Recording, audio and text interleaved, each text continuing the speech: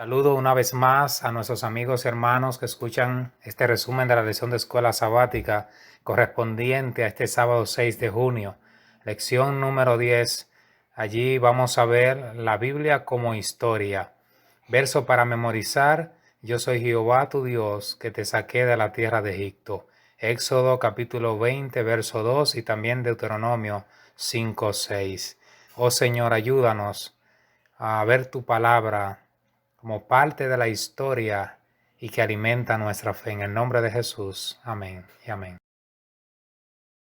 La historia bíblica avanza en dirección lineal, desde un principio absoluto, cuando Dios creó todas las cosas, hasta una meta final, cuando restaurará la tierra en su segunda venida.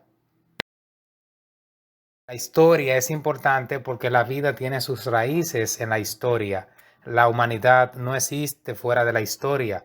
El testimonio interno de las Escrituras indica que Dios habló a su pueblo a través de los profetas y a veces directamente. Se dirigió a ellos en tiempo y espacio, es decir, actuó en tiempo real, entre gente real, en lugares reales.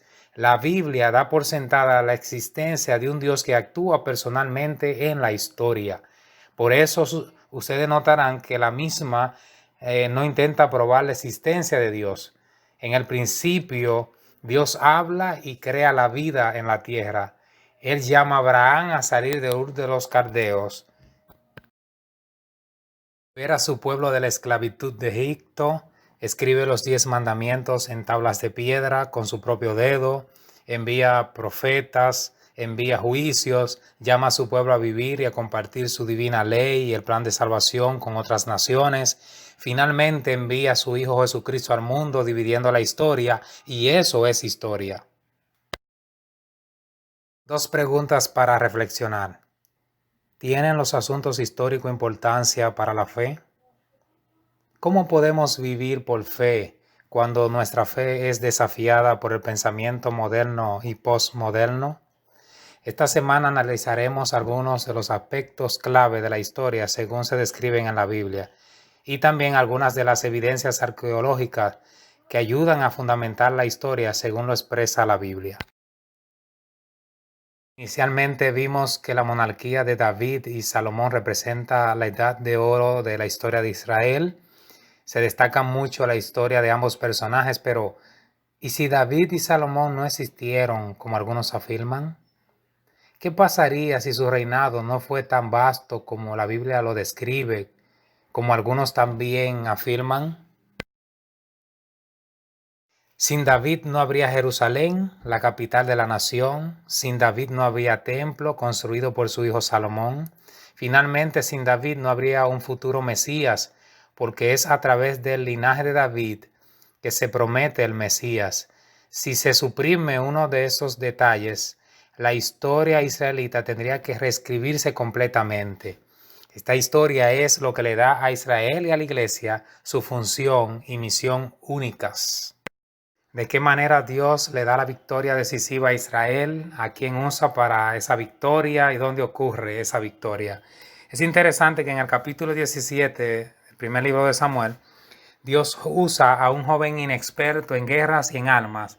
Y ese detalle lo vemos cuando Saúl trató de prestarle su armamento, su armadura. David no se supo manejar y tuvo que echarla a un lado y entonces enfrentar al gigante en el nombre del Señor. Lo venció, le cortó la cabeza y entonces así el pueblo se animó y salió entonces detrás de los filisteos y de camino a Saraín hasta Gat y Ecrón. Allí mataron a los filisteos. De esta manera Dios le da victoria a David y al pueblo porque pelearon en el nombre del Señor, y con ello David también demostraba que en el pueblo de Israel había un Dios. Las recientes excavaciones revelaron una ciudad guarnecida masivamente fortificada de la época de Saúl y David que dominaba el valle. Se excavaron 2 puertas contemporáneas. Como la mayoría de las ciudades del antiguo Israel tenían solo una puerta, esta característica puede ayudar a identificar el sitio como Saharaim, que en hebreo significa 2 puertas. Si es así, entonces hemos identificado por primera vez esta antigua ciudad bíblica. En el 2008 y 2013 se encontraron dos inscripciones que muchos creen que representan la escritura hebrea más antigua que se haya descubierto. La segunda inscripción menciona el nombre de Es-Ebal, el mismo nombre de uno de los hijos de Saúl, según el primer libro de Crónicas, capítulo 9, verso 39. En el 1993, las excavaciones de la ciudad norteña de Tel Dan descubrieron una monumental inscripción escrita por el rey Hazael de Damasco, quien registra su victoria sobre el rey de Israel y el rey de la casa de David. En segundo lugar, vimos la historia de Isaías, Ezequías y Senaquerib. En este relato de una campaña siria masiva contra Judá, cómo Dios libra a su pueblo. En Isaías capítulo 36 y 37, encontramos que el rey Senaquerib subió contra las ciudades fortificadas de Judá y le envió dos mensajes al rey Ezequías, rey de Judá. El primer mensaje decía: ¿qué confianza es esta en que te apoyas? El segundo mensaje decía: no te engañe tu Dios en quien tú confías, diciendo: Jerusalén no será entregada en manos del rey de Asiria. Así que cuando Ezequías recibió esta carta con este mensaje, inmediatamente se fue al templo a orar a su Dios por esta situación que se le había presentado allí con el rey Senaquerib, que venía para destruir. No obstante, en ese momento aparece, mientras él está orando, aparece Isaías con un mensaje de esperanza para el rey Ezequías y le dice: el rey de Asiria no entrará a la ciudad y no levantará baluarte contra ella. Por el mismo camino que vino, por ese mismo camino se irá. Yo ampararé esta ciudad, dice el Señor. Inmediatamente salió el ángel del Señor, mató 185,000 asirios, y al rey de Senaquerib no le quedó otra cosa que irse a Nínive, y allí al parecer entró al templo a orar a su Dios, y allí sus hijos lo mataron. Fíjense qué forma milagrosa Dios usó para darle la victoria al pueblo de Israel, y entiendo que escuchó la oración del rey Ezequías. En el año 701 a.C., Senaquerib hizo campaña contra Judá. Esa es la fecha que registra la historia. El relato se registra en las escrituras y el mismo Senaquerib también lo registra en varias maneras. En el palacio de Senaquerib en Nínive celebra la derrota de la ciudad judía de Laquis, cubriendo las paredes de una sala central del palacio con representaciones en relieve del asedio y la batalla contra la ciudad. Las recientes excavaciones de Laquis han descubierto los escombros de destrucción masiva de la ciudad después que Senaquerib la incendiara, pero Jerusalén se salvó milagrosamente. No hay ninguna descripción de la destrucción de Jerusalén y que los cautivos hayan sido tomados como esclavos.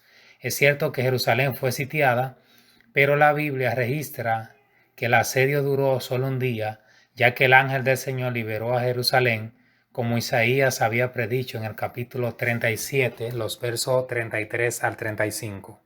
Curiosamente, solo Laquis se destaca prominentemente en Nínive, la capital asiria. Jerusalén no se encuentra en las paredes del palacio hoy, sino que Senaquerib solo pudo jactarse de derrotar a Laquis. El enfrentamiento entre el Dios del cielo y los dioses asirios demuestra la liberación del pueblo de Dios. Dios oye las palabras de oración de Ezequías y actuó en la historia. También estuvimos examinando la historia de Daniel, Nabucodonosor y Babilonia.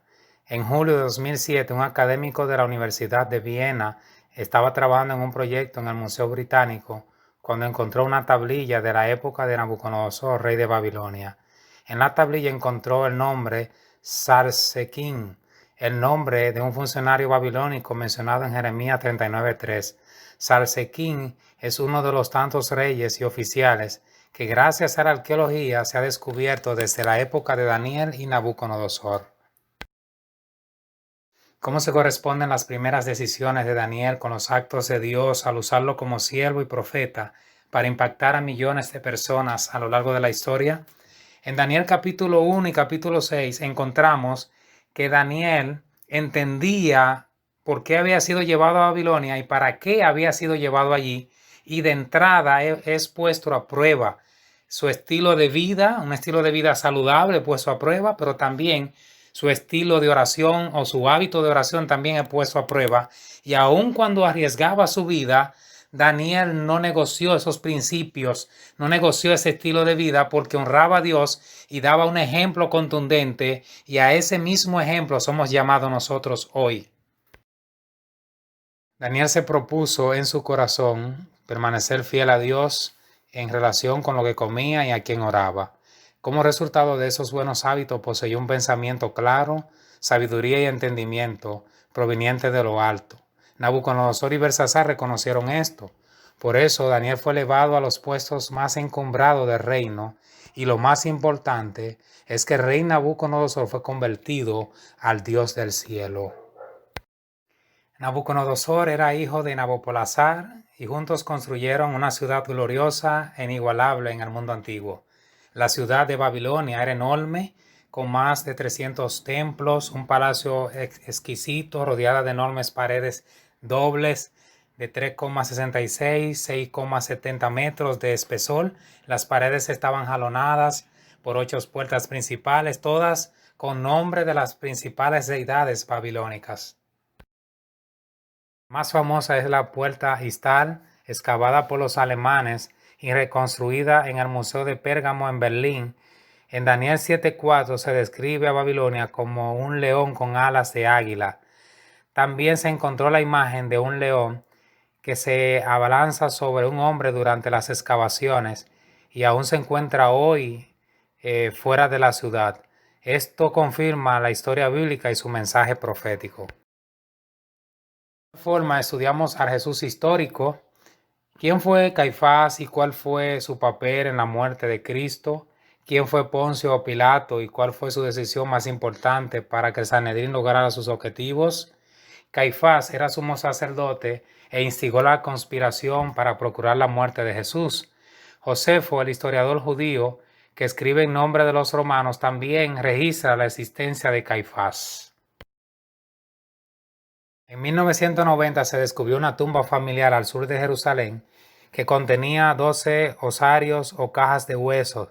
Muchos eruditos creen que esta fue la tumba y la caja de los huesos de Caifás, el sumo sacerdote que participó en forma tan directa en la muerte de Jesús. En 1961 se halló una inscripción con el nombre de Poncio Pilato, prefecto de Judea bajo el emperador Tiberio, en una piedra del teatro de Cesarea Marítima. Por lo tanto, en ambos casos la historia corrobora algunas de las principales figuras que rodearon la muerte de Cristo. Los historiadores seculares de los 2 primeros siglos también hablan de Jesús de Nazaret. Tácito, el historiador romano, escribió de Cristo, su ejecución por parte de Poncio Pilato. Plinio el Joven, un gobernador romano, escribió en el año 112 o 113 al emperador Trajano y le preguntó cómo debía tratar a los cristianos. Estos descubrimientos arqueológicos y fuentes históricas brindan un marco extrabíblico para la existencia de Jesús. Es bueno contar con evidencias arqueológicas que respalden nuestra fe. No debemos depender de eso. La palabra de Dios es absoluta, por lo que no necesita ser comprobada para ser aceptada como verdad. Además, la arqueología podría descubrir algo que refute la palabra de Dios. Y si eso pasa, ¿en quién confío? Finalmente fuimos nutridos con la fe en la historia. No vivimos dentro de una burbuja. Nuestras decisiones no solo influyen sobre nosotros, sino también en los demás. En Hebreos 11, ese famoso capítulo de la fe, vemos una síntesis de la influencia de muchos de estos antiguos héroes de la fe y cómo la decisión de cada uno tuvo su impacto en la historia. En Hebreos 11, del 1 al 40, ¿qué lecciones podemos aprender de estos antiguos héroes al estudiar su vida? Enoc, lo más importante, y por eso es muy conocido, es que caminó con Dios y Dios se lo llevó. Sara, siendo estéril y teniendo una edad avanzada, creyó a Dios y dio a luz el hijo de la promesa. José, aun cuando fue vendido a sus hermanos y acusado falsamente por la esposa de Potifar y metido a la cárcel, se mantuvo fiel, llegando a ser el segundo en Egipto. Sansón cometió el error de no llevarse de sus padres y su misión la cumplió en el fracaso, la esclavitud y la muerte. En el sufrimiento y la humillación mientras era juguete de los filisteos, Sansón aprendió más que nunca antes acerca de sus debilidades y sus aflicciones lo llevaron al arrepentimiento. Hermanos, la fe no es simplemente creer en algo, en alguien, es actuar en respuesta a esa creencia, es una fe que obra y esto es lo que se cuenta como justicia. Son esos actos de fe que cambian la historia. Cada uno de nuestros actos depende de nuestra confianza en la palabra del Señor. Seguimos en Hebreos 11. Por ejemplo, Noé construyó el arca por fe. Aun cuando la experiencia y la razón sugerían que un diluvio no tenía razón de ser, porque nunca había llovido, por la fe obedeció y la raza humana sobrevivió. Abraham, Dios le dio la orden de salir de Ur de los Caldeos, al sur de Mesopotamia, una ciudad sofisticada en su entonces. Salió por fe sin saber a dónde iba, y a través de él son benditas todas las naciones de la tierra. Moisés, Dios lo llamó de ser pastor de ovejas a guiar a su pueblo a la tierra prometida, prefiriendo sufrir con el pueblo a llamarse hijo del faraón y ser rey de Egipto, el imperio más grande de su época. Rahab, aun cuando era una mujer de mala vida, protegió a los dos espías en Jericó y se convirtió en parte del linaje de Jesús. Cuán poco sabemos acerca de cómo nuestras decisiones influirán en la vida de innumerables personas en esta generación y las generaciones que vendrán. Permítame terminar este estudio con una cita del Espíritu de Profecías. El que tiene un conocimiento de Dios y su palabra tiene una fe que está asentada en la divinidad de las Sagradas Escrituras. No mide la Biblia a la luz de los conceptos científicos, al contrario, somete esos conceptos al escrutinio de la norma inequívoca. Sabe que la palabra de Dios es verdad y la verdad nunca se contradice a sí misma. Lo que de la enseñanza de la presunta ciencia contradice la verdad de la revelación de Dios es mera conjetura y suposición humana.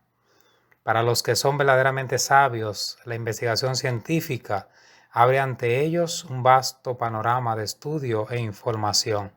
Testimonios para la Iglesia, tomo 8, página 339. Durante la semana aprendimos lo siguiente. Número 1, la arqueología confirma la existencia real de lugares, personajes y objetos mencionados en la Biblia. Número 2, la arqueología confirma el mensaje profético de la palabra de Dios. Número 3, la arqueología confirma la existencia de personajes cercanos a Jesús. Número 4, la historia bíblica está marcada por personajes, los cuales por su fe trascendieron sus hechos en la historia. Número 5. Personajes seculares confirman la veracidad de la historia bíblica. Número 6. La Biblia no necesita ser confirmada por la arqueología para ser aceptada como verdad. Y número 7. Dios tiene el control de la historia, actúa en la historia y puede cambiar tu historia con un milagro. Dios te bendiga. Dios te bendiga. Si te gustó, toca la campanita y comparte. Suscríbete.